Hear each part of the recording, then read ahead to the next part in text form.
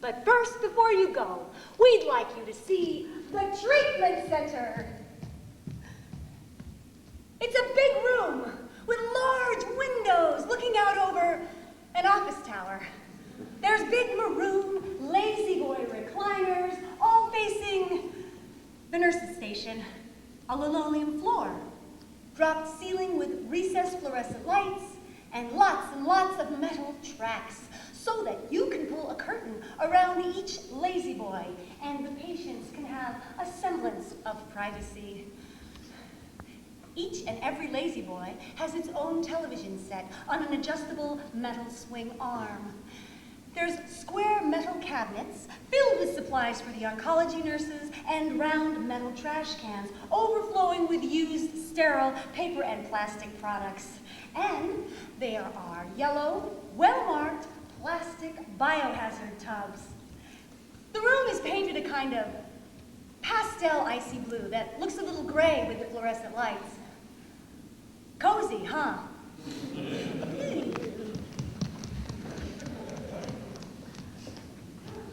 When it's time to go back for my appointment, I decide I need some support.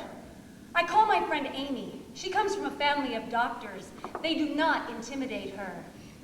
Dun, dun, dun, dun, dun, dun, dun, dun, dun, dun, dun. On the day of the appointment, we advance on the complex. Dun, dun, dun, dun. Infiltrate the parking structure and find a strategic location for our car. Do-do-do-do, do-do-do-do. We don our protective gear, leather jackets, fluorescent wigs, sunglasses, and clown noses. This really happened. We secure an elevator and locate a consultation room. The doctor enters. He laughs. Wrong. He asks, "Why are you wearing a wig and a clown nose?" Wrong. He pretends not to notice. Right.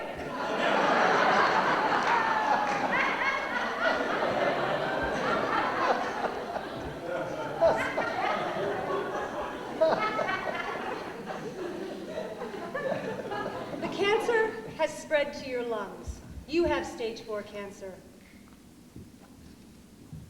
Well, what about stage 5 and 6? There is no stage 5 and 6. Because your tumor is estrogen positive, the only thing that we can recommend at this point is to try to get your body to stop producing estrogen. You could do monthly injections of Lupron or Zoladex. Side effects: loss of sex drive, hot flashes, dry vagina. Or you can do daily doses of tamoxifen. Side effects: doubles your risks of blood clots, increases your chances of liver cancer. Or you could just have your ovaries removed. Well, how long would I have to do these treatments? He then gives me what I now call the oncology look. The look that says, it doesn't really matter because you don't have that long to live. This isn't right. No, this isn't right. I need to go for another opinion.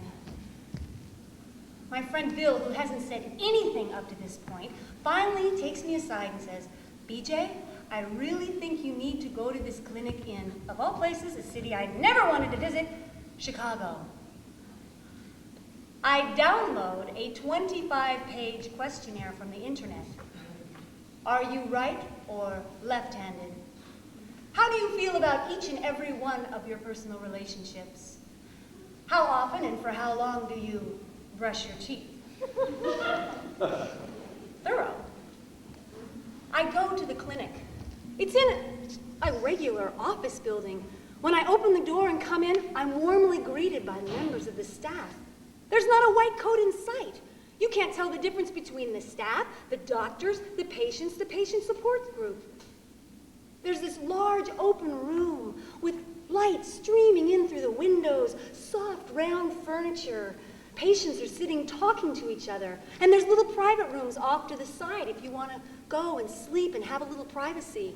There's a well-stocked kitchen filled with herbal teas, organic instant soups, and sesame seaweed crackers, as well as filtered water.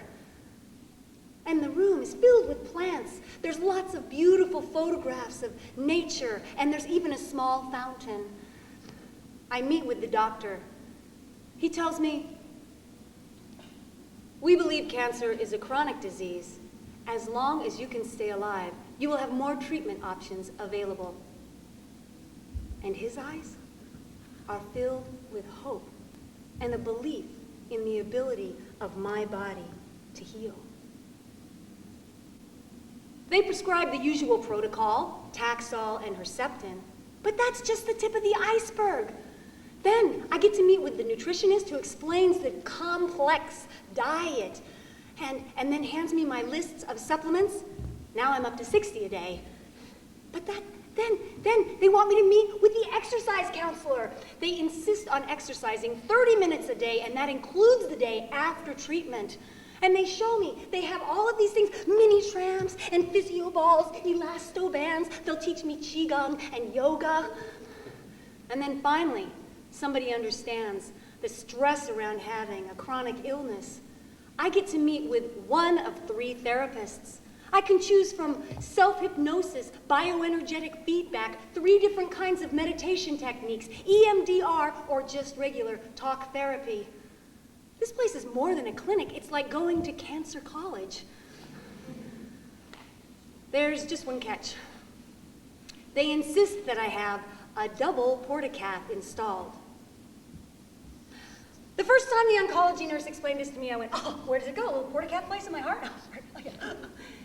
She said, "Well, when the chemo goes in, sometimes it burns your veins, and then depending on how long you do it, they can collapse, and while you're on chemo, you have to have weekly blood draws." And I go, okay, let me see. So they bring the device out. It's this small device about that big, and it has a little tube coming out. There's these loops on the side. I say, "Well, what are those loops for?" And she goes, "That's so that we can tack it to your chest wall tissue." It's a shame the human body doesn't come with one of these at birth. Then they loop the little loop into my superior vena cava, so when the port is accessed, the drugs can shoot into my body, go right into my heart, and as my heart pumps, they go shooting through my body. Begin the operation to install the portacath. Take these steroids 1 day before, during, and after treatment. Me on steroids. Woo. I can't sleep. I have this weird metallic taste in my mouth. I have this total super caffeine energy. I just had this plastic thing installed in my body. I'm freaking out. Begin the infusion. I feel the drugs enter my body. And now my body feels like all of those places on the planet that have been invaded by foreign armies throughout history. And my fast-growing cells feel like all of the people that have been murdered by those invading armies. And my spirit feels like all of the religions that have tried to stay alive while their sacred places and priests are murdered. Fatigue, exhaustion, constipation, diarrhea, constipation, diarrhea. No, I'm not hungry. Oh, a bowel movement. Ow, a hemorrhoid. My toes are numb. Exercise? I feel almost better. Time for more chemo. Fatigue, exhaustion, diarrhea. There's hair on my pillow. Oh, ow. A bike ride? I feel better. More chemo. Fatigue, Austin, Constilla. Oh, ow. Where's my period? Permanent damage. I just want to smoke some pot. I feel more chemo. Fatigue, diapation. Oh, ow. Where's my sex drive? Hot flash, qigong. More chemo. Fatigue, oh, ow. More chemo. How much longer?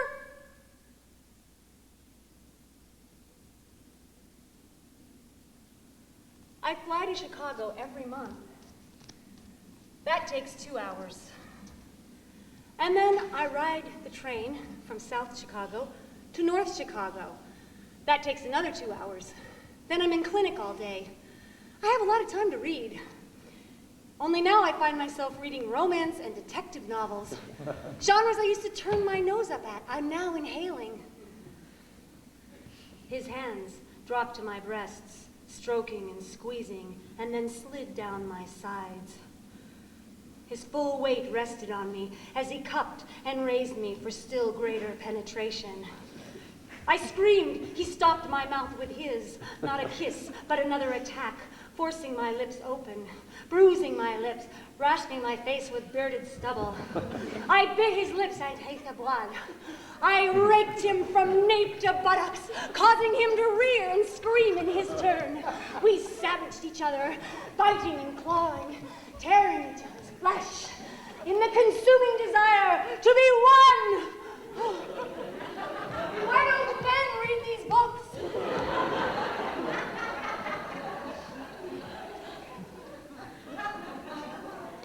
I'm bald.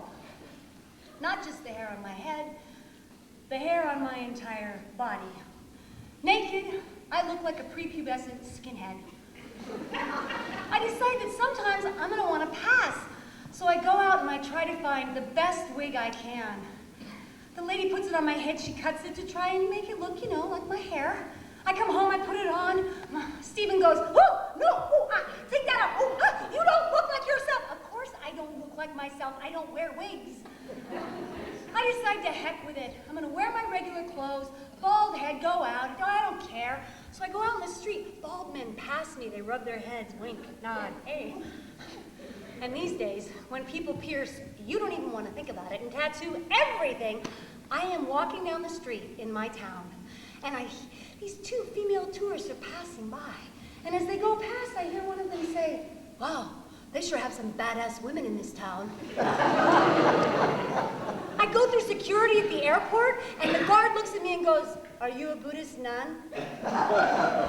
And I'm coming back from treatment talking to this doctor. At the end of the conversation, he looks at me and says, well, I figured you were either on chemo, a Hare Krishna, or a radical lesbian feminist. I'm a person undergoing treatment for a serious disease, and this is just one of the side effects. You know, I want there to be a no-hair day. I want everybody who's in treatment and bald to take their wigs and hats off and let everybody see just how many of us there are. There's an epidemic going on out there, only nobody seems to want to look at it. People who are 20 and 30 are getting cancer that people used to get when they were 60 or 70. Oh, but wait, we don't want to change anything. No, we don't want to disturb the status quo. Let's just keep polluting the air, the water, the food. Let's just keep living our stressful lives. Let's just keep using toxic chemicals to heal, putting plastic things in our body, going to the medical industrial complexes that are financed by the same people that are creating the pollutants in the atmosphere. But what do you do? What do you do when the toxic chemicals no longer work and the medical industrial complexes don't have any more answers and your insurance company won't pay for anything else because they don't consider it a medical procedure?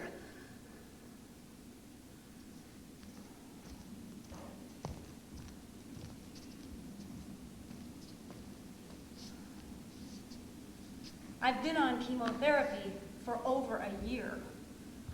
I had no idea it was going to go on for this long. I tell my doctors, woof, I need a break. I want to go to Mexico. They say, okay. I go to this small colonial town. It's not a tourist town. It's the middle of winter, and it's hot. I'm dressed in as few clothes as possible, walking down the street. The walls are covered in stucco, and there's this beautiful sienna red on the bottom and off-white on the top. And there's 2 big plazas in this town. And in the center of the plazas are these beautiful fountains filled with water. And there's large leafy trees that make shade so people can sit on the benches in the shade. I walk down and past the woman who sells the tamales and the other woman who sells the corn on the cob stuck on a stick slathered in mayonnaise with hot sauce and lots of queso, clearly not on the diet. I walk up the cobblestone street and pass the girl that sells the clay, pitchers, and the bakery. And the man in the booth that sells the little spirit icons and the charms and the candles to burn in the basilica. I enter the basilica. It's cool and dark.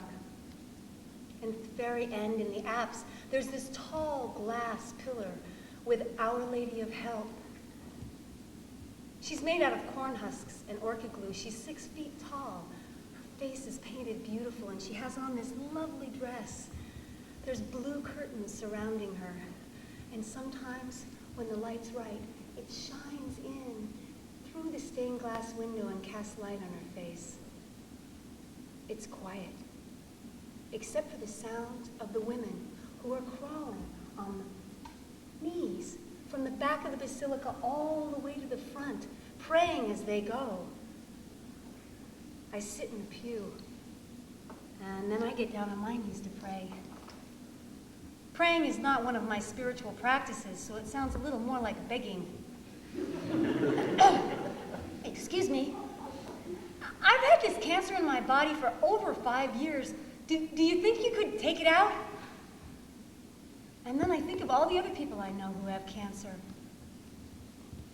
Because when you have cancer, you know a lot of people who have cancer.